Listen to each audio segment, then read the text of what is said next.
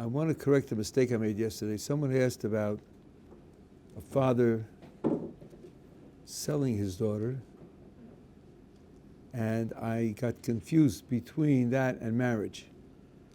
A father doesn't sell his daughter to marriage. He cannot do that. The daughter sells herself. Sorry? The girl sells herself. Well, we're talking about a minor now.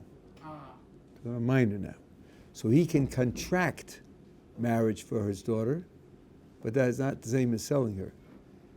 When he sells her, which is what you were quoting, he sells her to a position of what we call a Jewish slave. A man can be a Jewish slave also.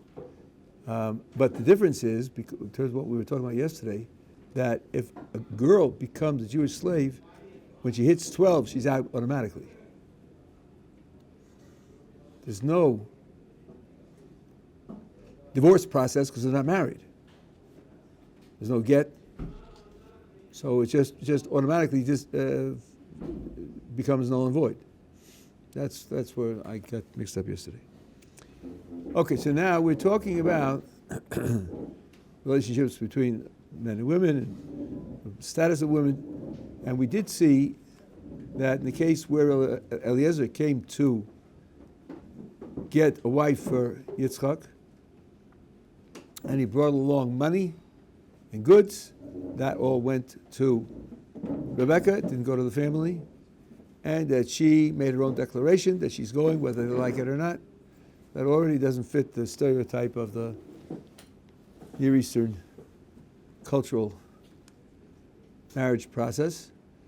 And now I'm going to pick up with Jacob's experience getting married, and you'll see that the same theme continues, that this is utterly, utterly diverse from the Near Eastern marriage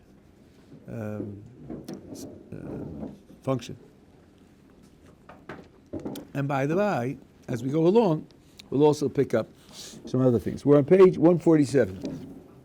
This is chapter 29 in the book of Genesis. Yeah. Rabbi, just quickly, yesterday when we brought up the case of the names changing. Yeah. In that situation. No, not the names changing. One name revealed. Changed and one name was revealed. So in the situation there, you have Abraham excited, like laughing in joy, and saying that a woman like Sarah will give birth at 90, and that's a miracle that he's highlighting.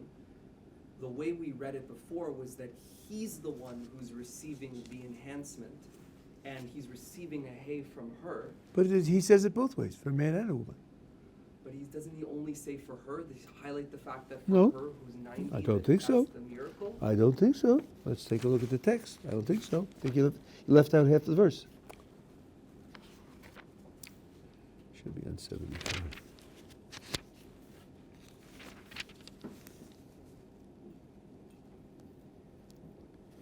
You left out the beginning of the verse. Abraham threw himself on his face and laughed. He thought, shall a child be born to a 100-year-old man?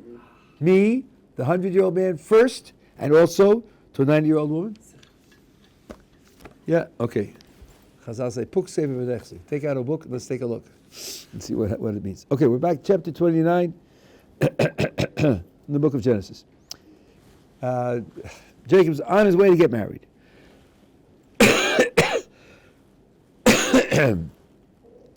Jacob lifted up his feet and he went toward the land of the Easterners. He looked, and behold, a well in the field. Okay, now there's flocks of sheep and the shepherds, a whole long conversation, which we don't need. The next page, 149, verse 9.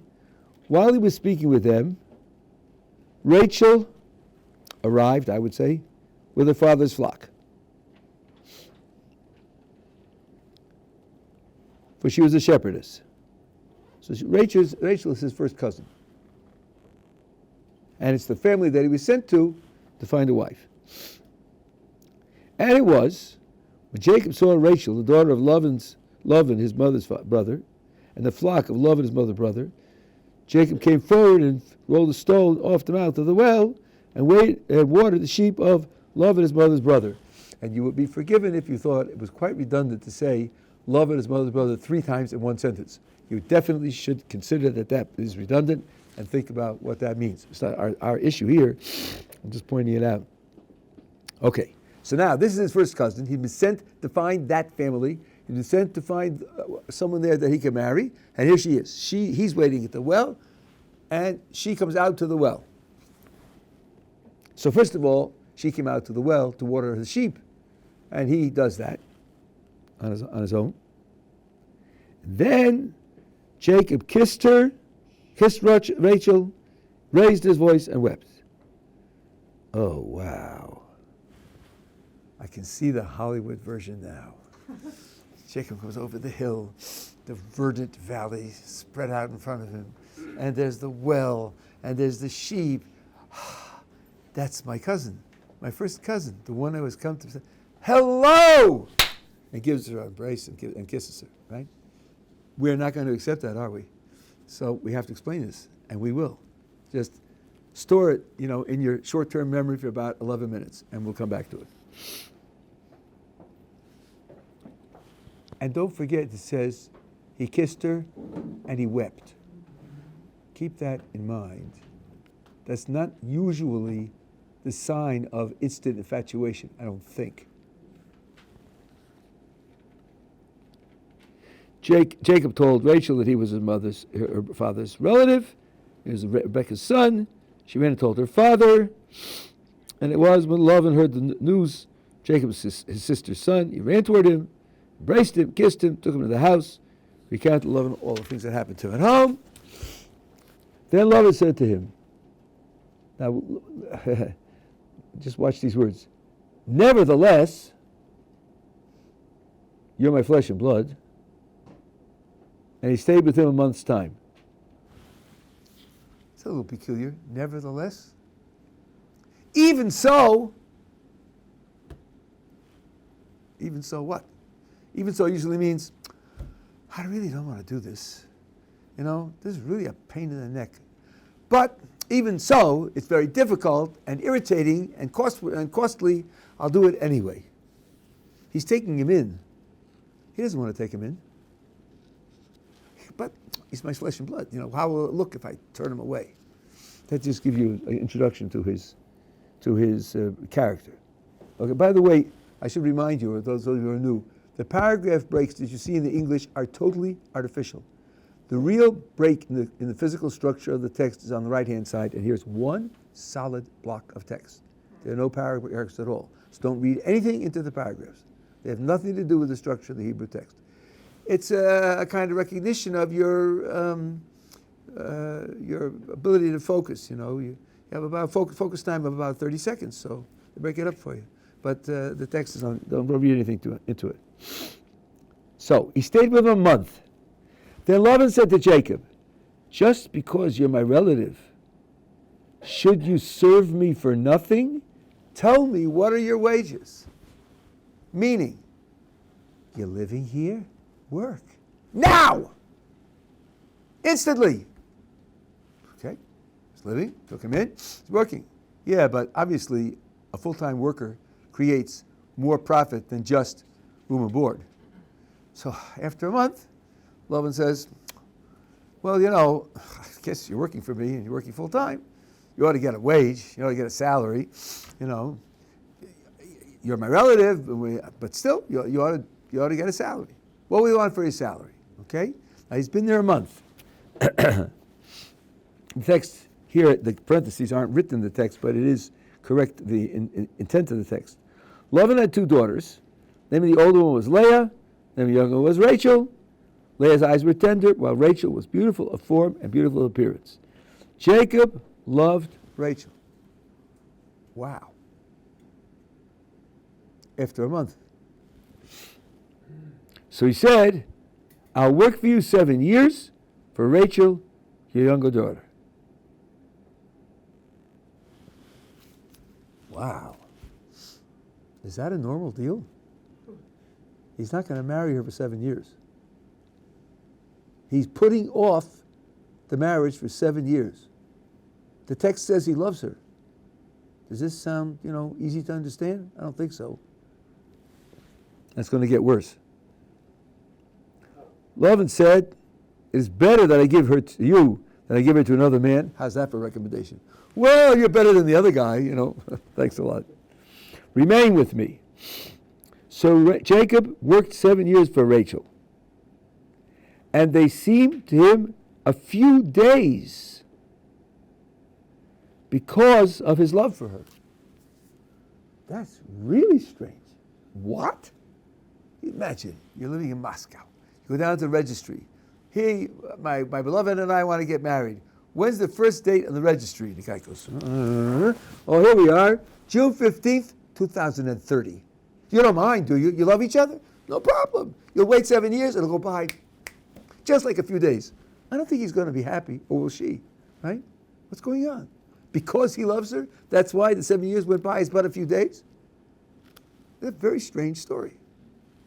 And now comes, in a certain way, the top of the tree. The 7 years are going by. Jacob said to Lavan, deliver my wife, for my term is fulfilled. I've lived up to the contract. The time is going by. And I will now. Your whitewashing English writes consort with her. What's consort? Don't know exactly. They used to talk like that 400 years ago in England. Right? But it means in Hebrew, I will come into her. It means I'll have intercourse with her. Wow. Is that the way you expect Jacob to talk? Even Chazal raised this question. Jacob, why did you have anybody to talk? I hope you don't mimic this vocabulary with your prospective father-in-law. I think you might get into trouble. It's not the kind of thing to say. Now, here, it turns out to be the key to the whole passage. The key to the whole passage. The Talmud records the obvious fact, we mentioned it a couple of days ago, Abraham had non-Jewish children, and Isaac had non-Jewish children, a non-Jewish child. Jacob is the only one, all of whose family remained Jewish. I told you that meant that the existence of the Jewish nation starts with Jacob and his family. Abraham and Isaac are precursors of the nation, but they didn't experience the existence of the nation. It means Abraham and Sarah got together, they married, had a child, and didn't create the nation. Isaac and Rebekah got married and had children and didn't create the nation. Jacob and Rachel and Leah and the two maids are going to get together, get married, and have children, and create the Jewish nation. That's a different job. That's a different project. That's a different prospect. And that's how he looks at marriage, that the two of them together are going to create the Jewish nation. If that's the way you look at marriage, there's nothing to be embarrassed about. Procreation is the biology that the Creator gave us. There's nothing to be embarrassed about that. You know that Adam and Chava in Gan Eden were naked. Didn't mean anything. Why should they clothe themselves? What are they hiding? What the Creator gave them? What the Creator designed them to do and to be? Why should you hide that? So then there was the transgression, which had many ramifications, some of which were that they clothed themselves. But if you have a person for whom that's what marriage is for him what ultimately would have been for Adam and Chava, there's nothing to be embarrassed about. So that's point one.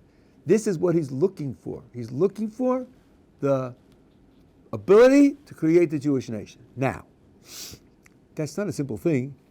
As I just told you, Abraham and Isaac were not faced with that challenge. Only Jacob was.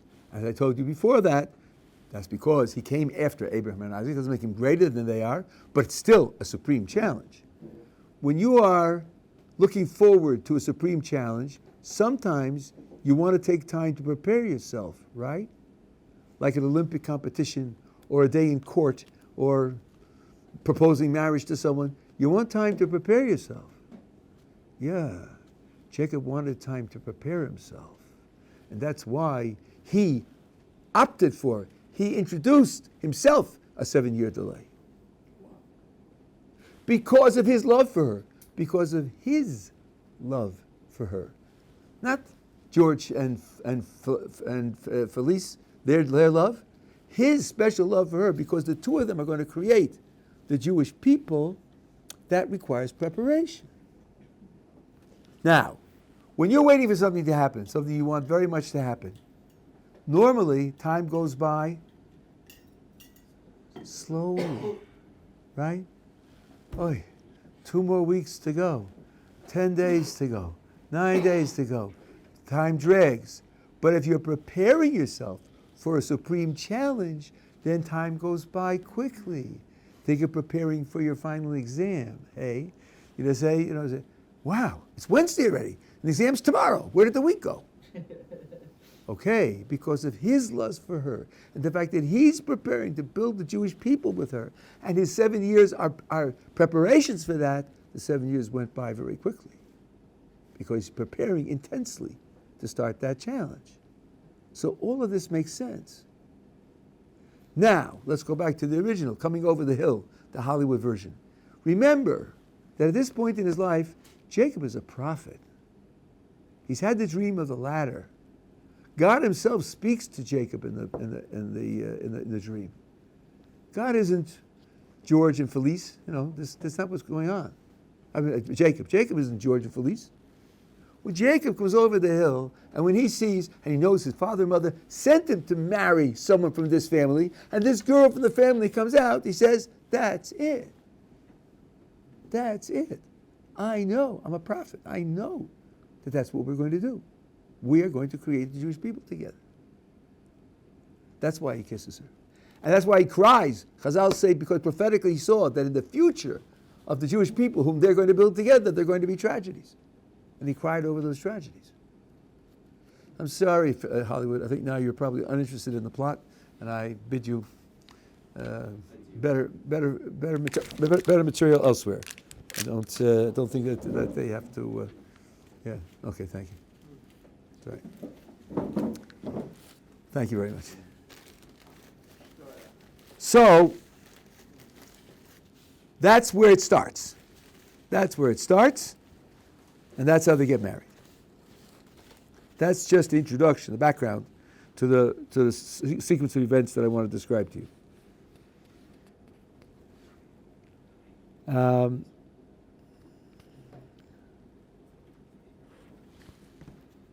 Okay, thank you.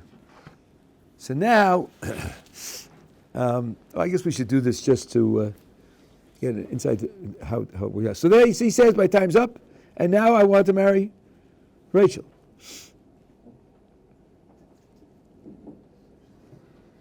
So, 22, Laban gathered all the people of the place, made a feast. It was in the evening that he took Leah, his daughter, and brought her to him, and he consorted with her.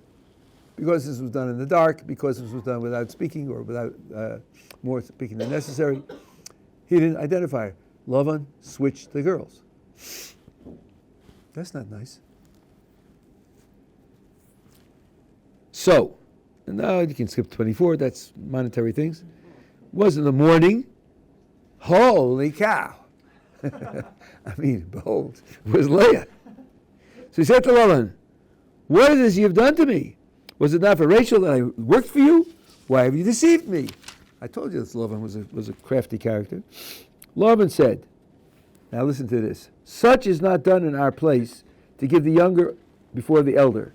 Now if you know the intervening story of the blessing, where the blessing was supposed to go to Esau and Jacob took the blessing, this is Laban's elbow in Jacob's ribs. You stepped in front of your older brother, didn't you? I heard about that. That's what you did. Hey, we don't do that here. We don't give the younger before the elder. We don't do that. That's why I gave you Leah. So first of all, if you're an author and you put your philosophy into the book, you put your philosophy in the mouth of the hero. You don't put your philosophy in the mouth of the villain. And Laban's a villain. So don't take this as the Torah's judgment on what Jacob did. On the contrary, if the villain condemns you, it's a fair guess that what you did was right. Okay? Furthermore, don't think anybody planned this. There were 7 years in between.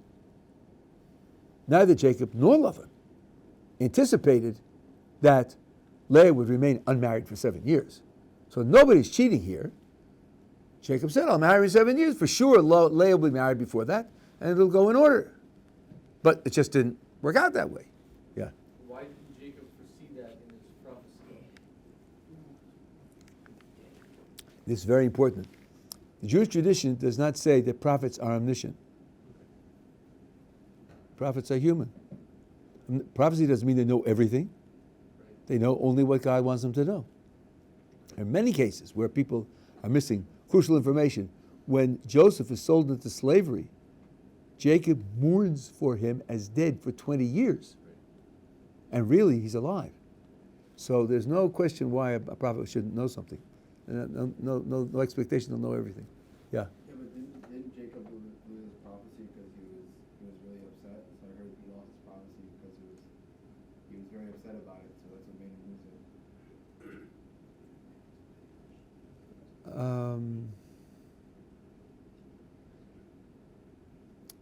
That's true. So maybe that's not a good example. Thank you very much. That's not a good example. But you have Elisha who didn't know that the son of the Shunammite died. But there's no reason whatsoever. No one says Moses didn't. It was a prophet. He didn't know certain pieces of Torah that God hid from him. He had to find them out later. I mean, there's no expectation that a prophet is going to know everything. Yeah. Could we say that he did foresee that he would also marry Leah, and that's why he's so Absolutely not. That's why he's so careful when he says for Rachel, for your younger daughter, and why he gives signs to her and he tries The other way to avoid around. that. He makes those. He's so careful because he wants to make sure that he's not going to marry Leah. But he knows that he's going to marry Rachel, so why does he have to be so careful if he's seen it in the future? Because he knows that this guy is a cheater.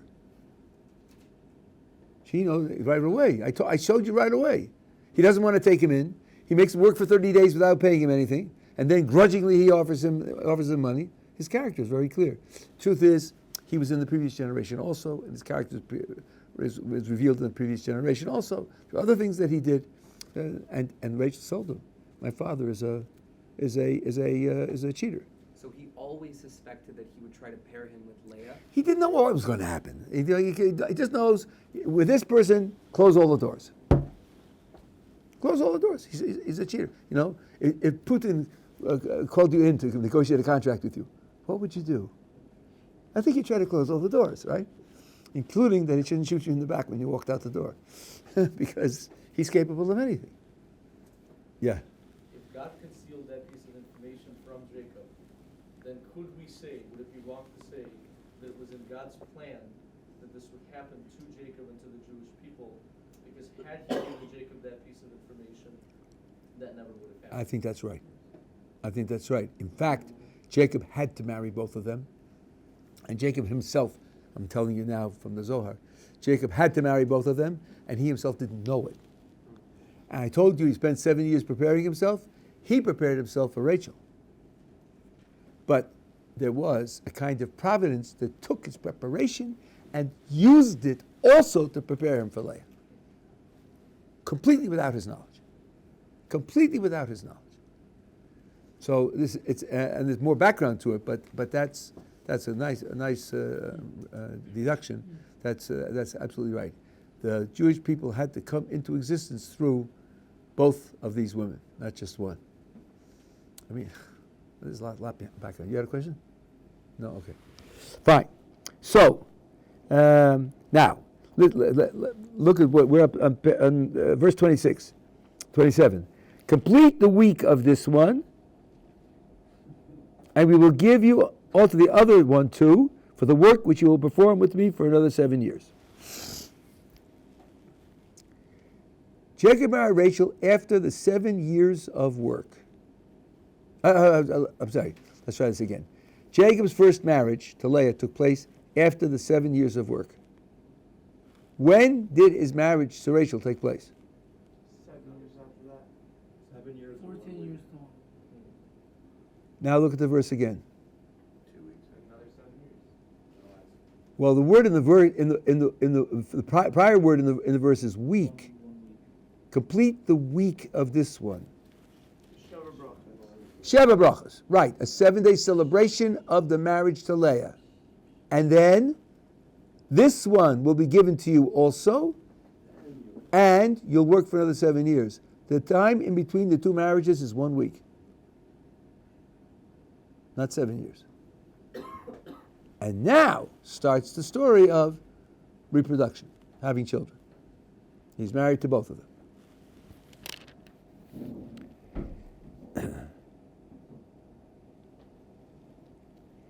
So Jacob is married to both of them, and he's living with both of them. And then it says, in 30, he consorted also with Rachel. In other words, he's living with both of them, and loved Rachel even more than Leah. Let's be careful. And he worked for him there another 7 years. Hashem saw that Leah was unloved. Now, actually, the Hebrew word, if you look it up in the dictionary, means hated. But then, if you take it really as hated, then the previous verse doesn't make sense. He says he loved Rachel more than. If you love A more than B, it implies that you do love B. Otherwise, the more than is not correct. So the word snua here is a relative word. It means she was less and felt less than Rachel, and therefore God opened her womb. Aha! This is Sherlock Holmes. If he opened, then it must mean that it was closed. Aha!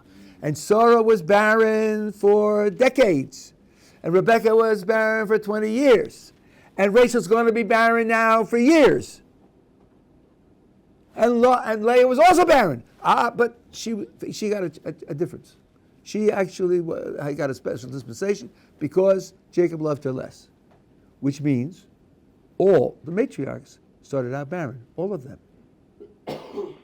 That's what's written in the verses. The oral tradition tells us that the patriarchs also were barren. Is that nice? I mean, is that the way you treat the people you like? People who are special to you? Well, if you have long-term subtle plans, it might be. The idea is that the creation of the Jewish people is miraculous from the get-go, from the very beginning. Nothing would have happened without miracles all the way down the line. They would have had no children. Okay. Now come the children. 32. Leah conceived and bore a son. She called his name Reuven. She made a declaration. 33. She conceived again and bore a son and declared. And then she called his name Shimon. She called his name. She's naming the children? What about him? What about Jacob? Now I'm going to let you in on a secret. This was popular when I was your age. Maybe they've given it up. That would be good news, but I doubt it because I'm not used to good news coming from that direction. Just hold on to this page, but let's go all the way back to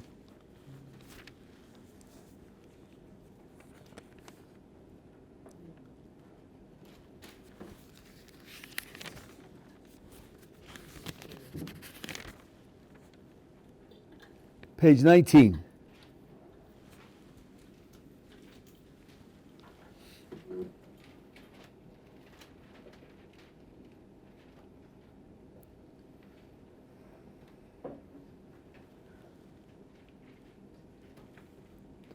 Verse 20, the man called his wife's name Eve because she had become the mother of all living.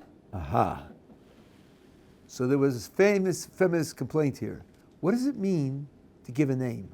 What does it mean when one person gives a name to another person? Your name is your identity. The name carries your nature, your essence. If A gives a name to B, that expresses the idea that A is superior to B, A creates B, A makes B, B belongs to A, and so forth and so on. See? Look at that.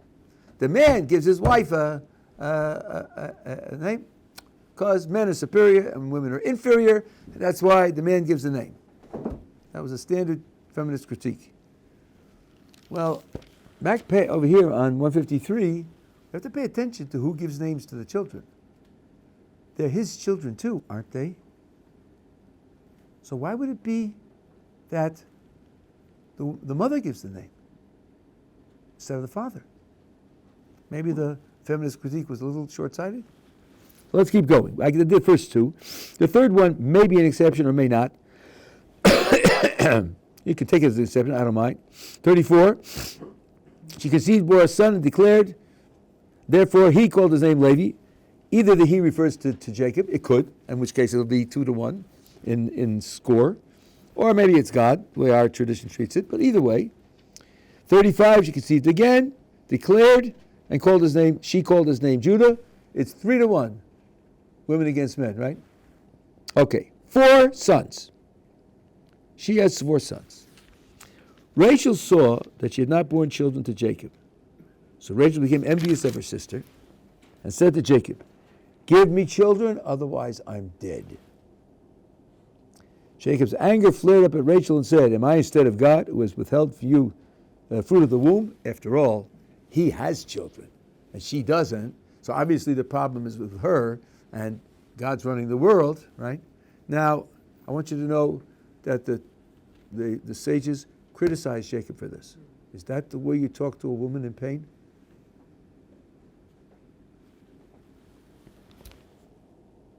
So, she said, here is my maid Bilhah, consort with her, that she may be bare on my knees, and I too shall be built up to her. Just what Sarah did with Abraham when she had no children. She gave her handmaid to Abraham as a consort. So, and it didn't work. So here she says, I'm going to do the same thing. That would happen 2 generations ago. I want to do it again. So she gave him Bilhah as her maidservant, as a wife, and Jacob consorted with her, conceived and bore a son to Jacob. Look at this. She bore Jacob a son. Then Rachel said, and she therefore called his name Dan. So she bore a son to Jacob, but Rachel's giving the name. Rachel's giving the he gives no names. It's very strange, hey? Except maybe one, maybe Levi. Bilhah, Rachel's maid servant, conceived again, bore a second one. Rachel said, gave her promise and said, called his name Naphtali. So she does it again. So it's now 5-1. There are 6 children, and the mothers have named 5, and maybe the father has named 1. Yeah. Why was Jacob and some of the other patriarchs allowed to have multiple wives? Judaism permits polygamy. Prevents? So why are we not allowed to do it now? Actually, if you were lucky enough to be a Sephardi, you would be allowed to do it now. Yeah, it's against Israeli law, but it's not against Jewish law. There was a thing, Rabbeinu Gershom 1,000 years ago made a promulgation. There's a whole long story about why Ashkenazi Jews don't do it. But in terms of biblical law, it's definitely permissible. So what's the justification for polygamy? Okay, you asked it, and since this is what I enjoy, this kind of political interaction, let me point out to you that question is a very, very prejudicial question. Polygamy. Why is that permitted? Now let's say you have a man and 2 women that want to be married together. They want that. That's their choice. You're going to say, no, you can't do that? Really? You're going to tell them how they have to live their lives or how they shouldn't live their lives? Why would you do that? Do you call yourself a liberal at all? Aren't you in favor of people making their own lives and making their own choices? No one should tell anybody else what to do. Why would you want to prohibit that? Now take into account that there are always more women than men. Always.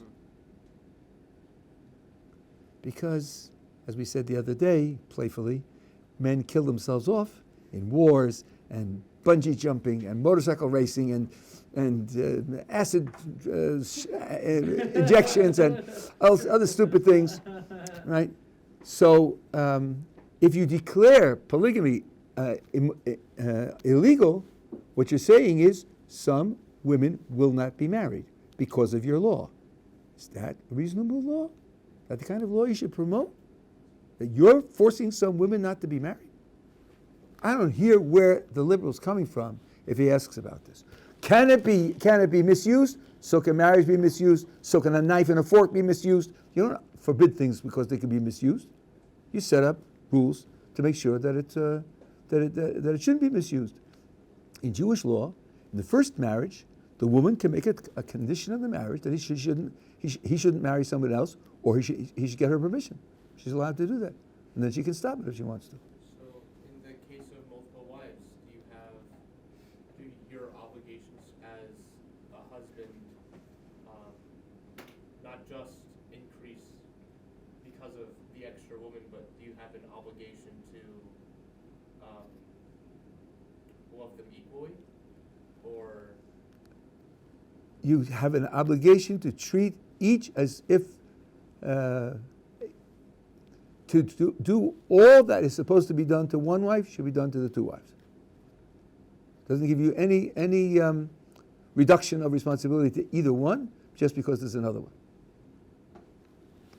Okay, this wasn't the purpose tonight. Yeah? No, I was gonna say, because I would say that back then, I'm sure that they had two wives because it was probably for holier purposes.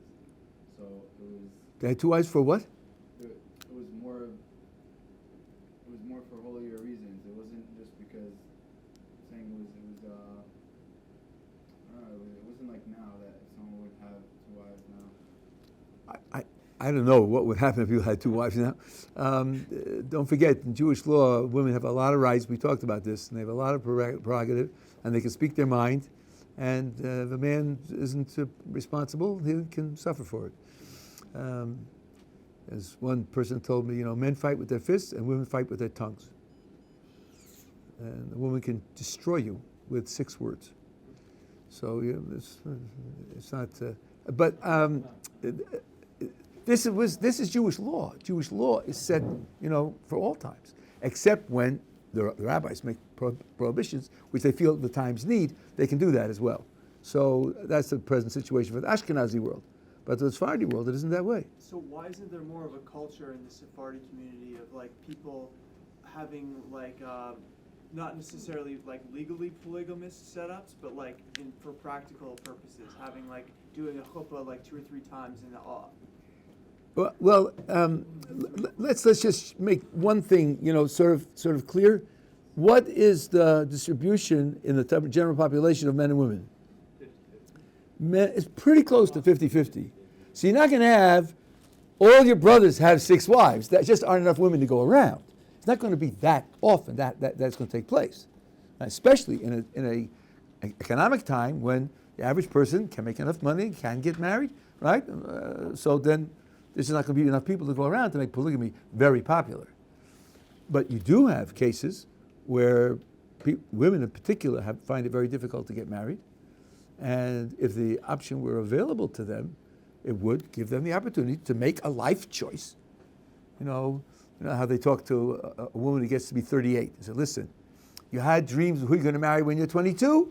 Okay, but you're 38. So be more realistic and give up on certain things. Otherwise, you're just going to condemn yourself to be alone. Okay, you could say, you thought you would be the only wife, so you have to give up on that. Otherwise, no one's going to marry you. And that may be the fact. And she may say, okay, it's worth it to me. And then the law says, no, you can't do that. In the name of what? Okay, back to work. Now comes the next sequence, which I want to get through, which is absolutely astonishing. So, Rachel, handmaid, has 2 children from Jacob. So we're now up to 6.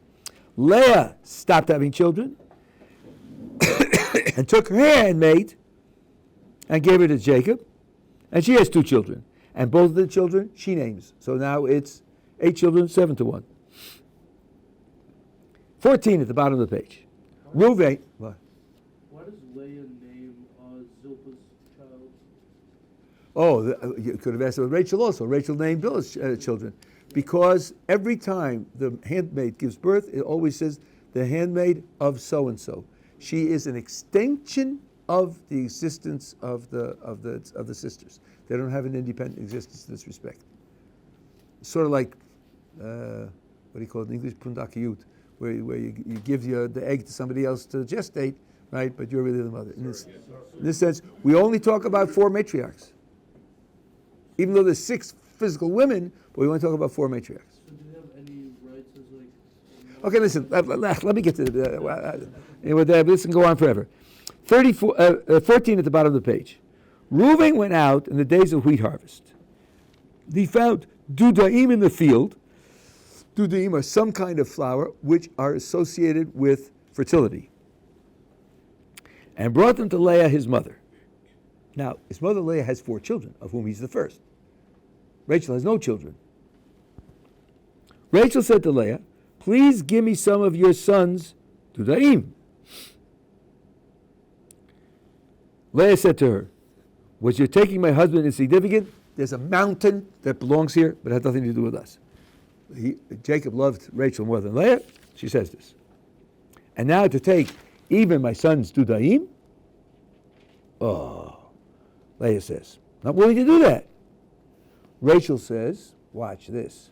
Therefore, he shall lie with you tonight in return for your sons dudaim. What does that mean? Come, bring the anthropologist in, the historian in. What does that mean? It means that in terms of Jacob's relationships with his wives, tonight was Rachel's night.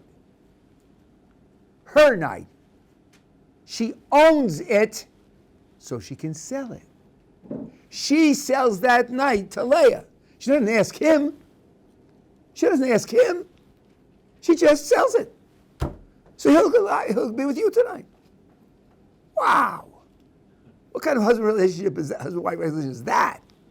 Not even a mutual agreement. No. The women determine the sexual life of the husband. I think that's astonishing. I guarantee you won't find that in any other society in the whole Near East from the beginning of time. Now, look how it works out. 16, top of the page. When Jacob came in for the field that in the evening, Leah went out to him and said, it is to me you must come.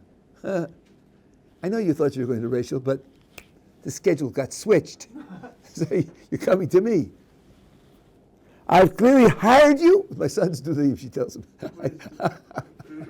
I pay for you with flowers. It's like astonishing. Do the women look like chattel, dishwashers, floor moppers, and so on and so on, if they can control the husband's sexual life?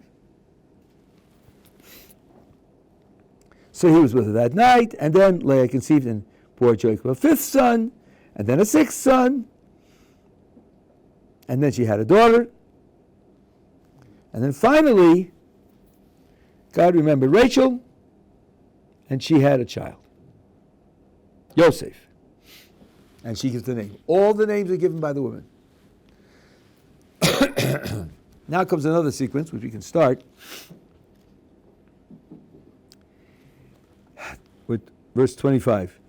Was when Rachel gave birth to Joseph, Jacob said to Laban, grant me leave, that I may go to my place and my land. Give me my wives, my children, for I served you. You're aware of my service. The 14 years are over. Yeah.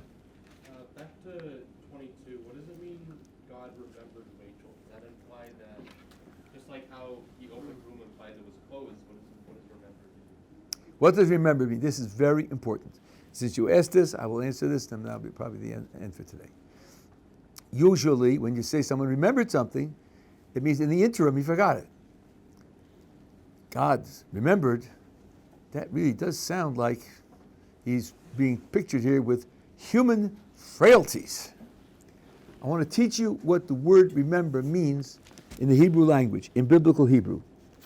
In order to do that, you have to go all the way to the end of the volume, to the book of Esther.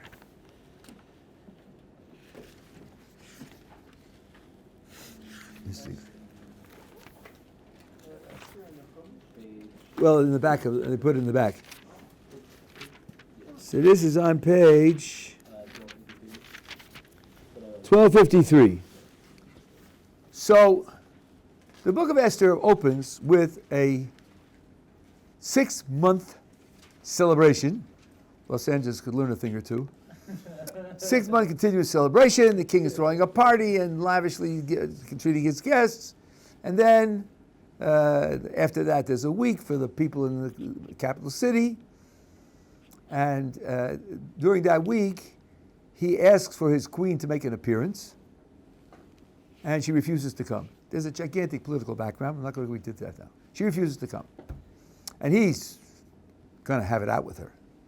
So he gets his advisors together and they say, listen, make this into an anti-feminist campaign.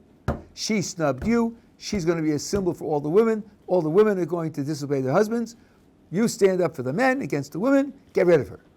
And say, from now on, all the women in the empire have to give honor to their husbands. And the king thinks, wow, what a clever idea. And he does it. He gets rid of her.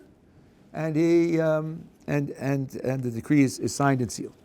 Okay, that's chapter 1. Now, on page 1253, chapter 2, after these things, when the wrath, the anger of Ahasuerus subsided, he remembered Vashti and what she had done and what had been decreed against her. Well, it was like 4 months later. Can you imagine Ahasuerus strolling in the palace saying, I haven't seen Vashti in a while. I wonder what happened to her. Maybe she's in Acapulco running up the credit cards. Oh, no, right. I threw her out. She was the queen and I threw her out. I just slipped my mind, I didn't remember it. Probably not right? So what does the word remember mean? So the word remember in biblical Hebrew doesn't mean you forgot in between. Remember means to make a present decision on the basis of a past fact. Not every fact in the past is relevant to every decision that you make.